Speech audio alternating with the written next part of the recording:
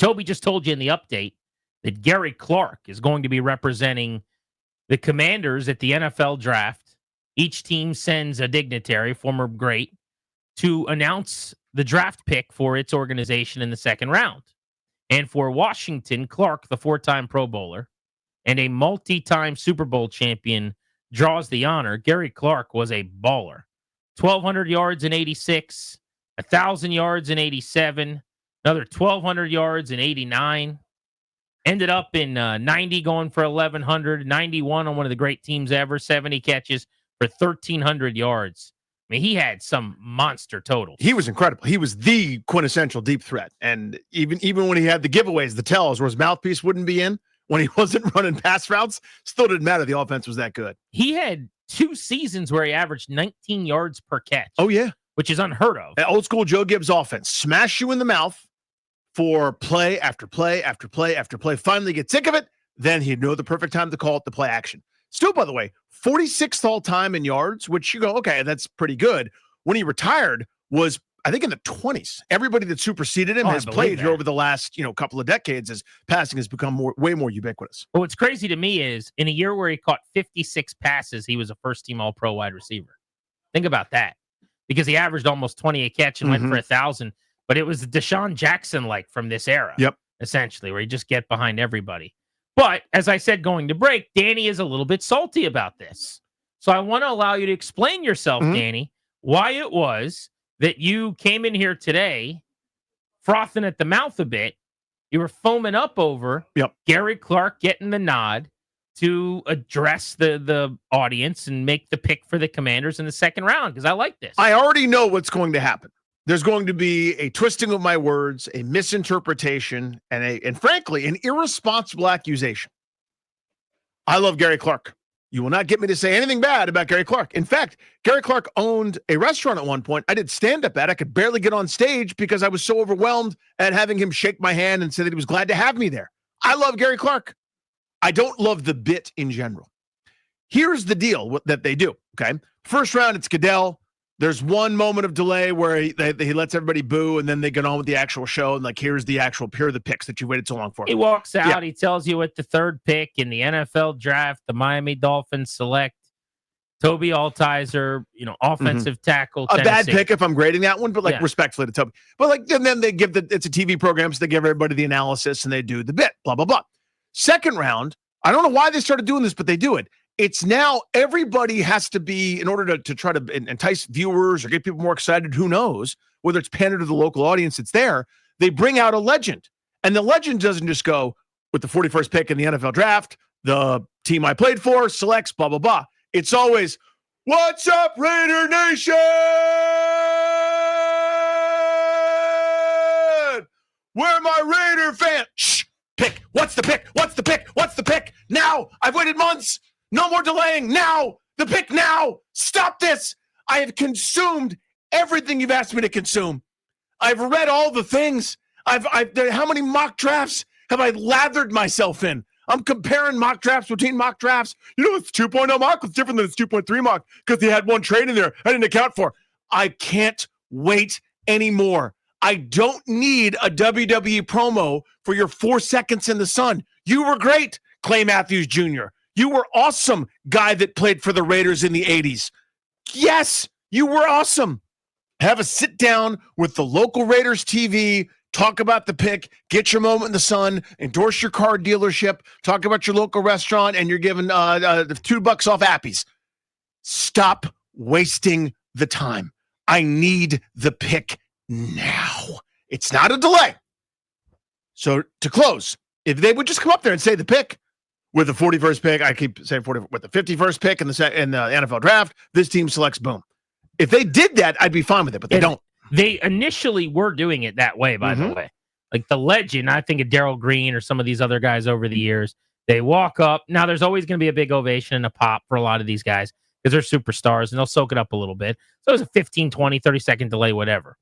But it was not a trolling of the audience because they played for the Bears and the things at Lambeau. What happened was, I think, Pat McAfee, who is a ruiner of things. No, that's not where you're going. That wasn't where I was going.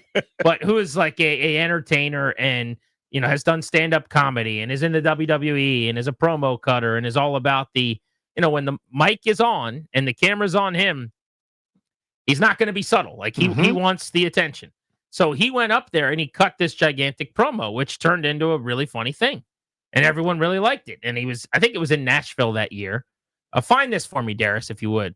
McAfee, when he was introducing the Colts pick in Nashville. How long are we on for? Do we have enough time to play the whole thing? But he trolled them and went hard and basically talked about how great he was and how great the Colts are and how bad the Titans are. And the fans let him have it. And you know how this goes. Sure. A couple of unfunny people at the league office went, oh my God, that was gold. That was the best thing that's ever happened. And now they're hunting that and they're trying to recreate it. So I guarantee you they're telling the legends, hey, you know what you should mention? That time you caught that touchdown in the Super Bowl against this team. They're just chasing that high of that sugar high of the first time McAfee did it. They've had now the new one is Kyle Brandt from NFL Network, who does all the skits and bits on Good Morning Football. Yeah. They've had him come out and cut promos against the city, and it's the troll job. That's what they're trying to do. This was McAfee when I guess it ruined it for Danny. I don't really care that much either way, but certainly makes it more annoying when you're watching it that it drags on. But this was 2019 when the second round changed forever. Nashville, I'm not going to say a single word about the Tennessee Titans record against the Indianapolis Colts because I was a punter, and there's no reason for me to talk about that. With that being said, we did not punt much against the Tennessee Titans, so you probably have no clue who I am to begin. 2 years ago, when I retired from the Colts, I retired alongside two greats, Robert Mathis and Joe Wrights. A couple months later, I watched the draft. Robert Mathis announced the pick, Joe Wrights announced the pick, and then an orangutan announced the fourth-round draft pick. I was replaced by a zoo animal. I was not upset about it because the orangutan was terrible at his job. With that being said, the Indianapolis Colts are the hottest team, not only in the AFC South, but the entire NFL. A young nucleus surrounding the Stanford nerd, Andrew Luck. 2 All-Pros were drafted last year, 10 this year.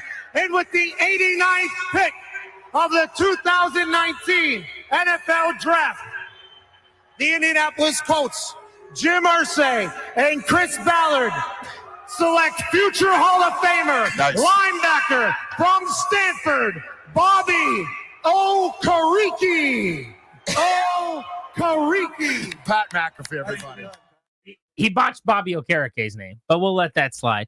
He didn't know what we know 5 years later, which is he's a pretty decent football player. He's good, a good player. Probably not headed to the Hall of Fame. No. But so that was entertaining to me.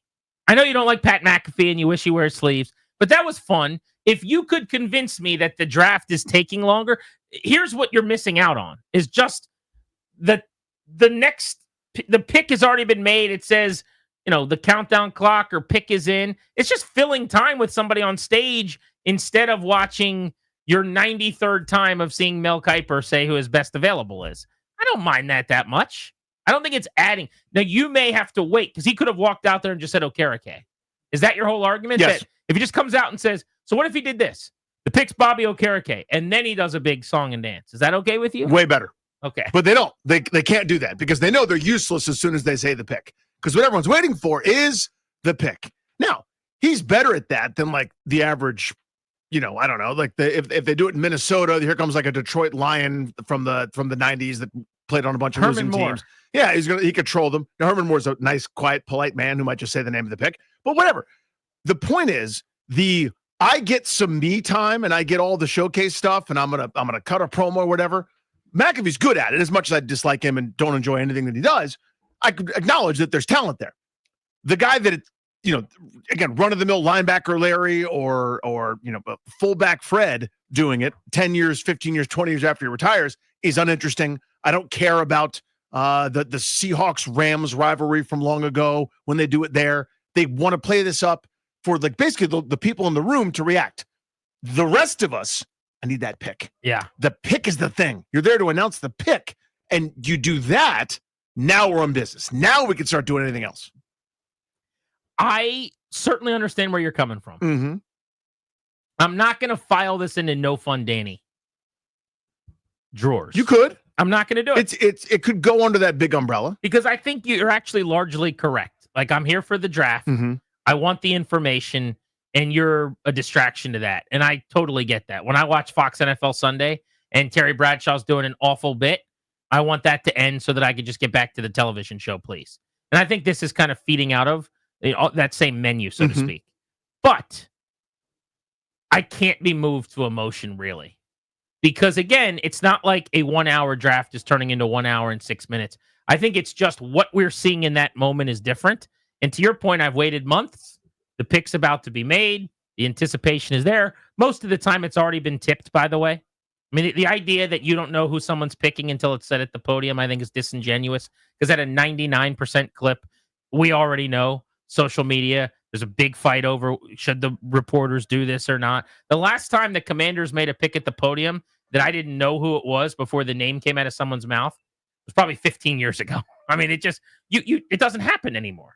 It's not a thing. So maybe it would be different if I really was like, who is it? Let me know. Or if I was getting in an elevator and the doors were closing and he had to get the word out before they closed. So that's just not reality. Well, it is for those of us that aren't sitting there glued to the phone and actually watching the program. I think most people now watch the draft with second screens. A lot of folks do. I think that's how the majority of people do it. When the clock expires for pick time and the second clock hasn't started yet and you're cutting promos, you're now wasting my time.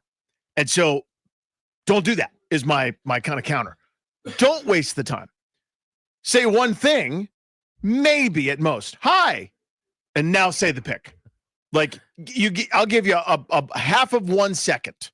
Other than that, you're now wasting time. So all I want is the information. I want fit. I want analysis. I want info. That's why I tune in.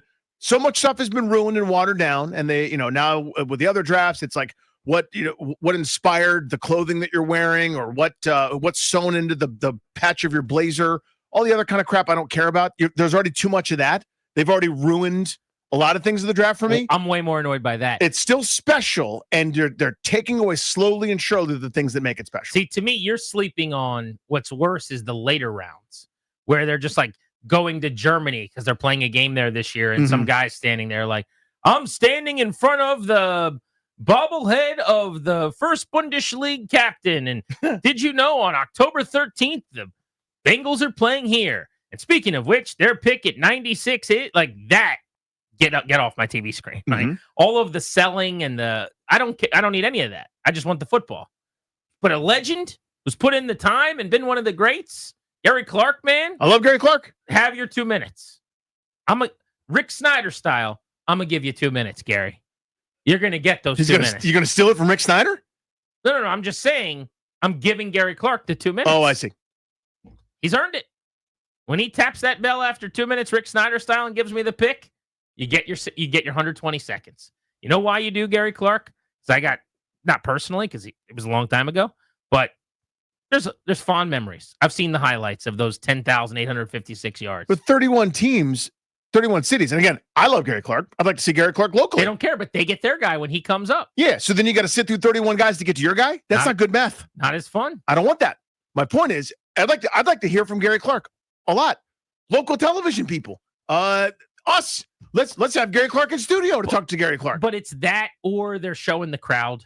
It's that, or they're talking in the to second round. Ashton Genty about what's inside of his blazer jacket. I could what get does this message mean on your lapel? I could understand if it's the 6th and 7th round and it's nobody's heard of any of these dudes and it's like the 15th guy at SMU and they're going to Melanie. It's like, I'm not really sure who this guy is. I don't know if he has an address. I don't know where he's from, how tall he is, what color his eyes are. Like, okay, fine. The second round. We got to ham it up to make it interesting. Guy, I will gladly, analysis, information. I will gladly move this back to the third round if that's what you want to do. Well, I'd like it never. I'd like it late on Saturday afternoons. Your contention, one of them, is that it's the second round. I think that's fair. The second round is still big boy business. This is still the top 64. This is still early. We're finding starters. We're drafting QBs that matter. Like, yeah, I get that. Round 4, we could do the Gary Clark business on day 3. If we have to have it, if you told me we have to have it, I argue we don't. But let's say I'll stipulate that. Because remember, that we're you have can't do it in like round 7 because you got to do your Bundesliga, you got to do your Germany trip, your Tom Rinaldi like slow music story. Sure, you got to do some of those. It's all there. If we're going to do the stupid thing, and again I think it's stupid, let's make it a much later round. Let's not have starters and impact players being drafted. This is analysis time. This is good information time. Let's hold on to that.